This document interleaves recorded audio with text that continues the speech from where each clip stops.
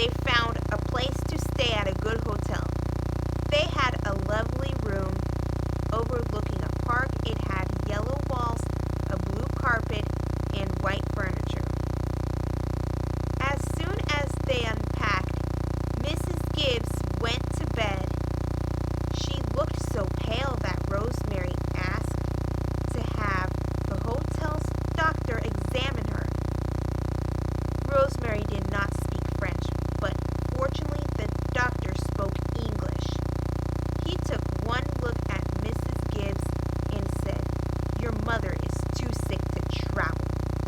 Tomorrow I will move her to a hospital, but she needs a certain medicine. If you go to my home for it, it will save time." The doctor said he did not have a telephone right now. Instead, he would give Rosemary a note for his wife. The hotel manager put Rosemary in a taxi and, in French, told the driver how to find the doctor's house. "It will take only a little while," he told her, "and the taxi will bring you back." But as the driver slowly drove up one street and down another, it seemed to take forever. At one point, Rosemary was sure they had gone down the same street. It's almost as long for the doctor's wife to answer the door, then get the medicine ready. As Rosemary sat on a bench in the empty waiting room, she kept thinking, "Why can't you hurry? Please hurry." Then she heard a telephone ring somewhere in the house, but the doctor had told her he didn't have a telephone right now. What was going on? They drove back as slowly as they had come, crawling up one street and down another.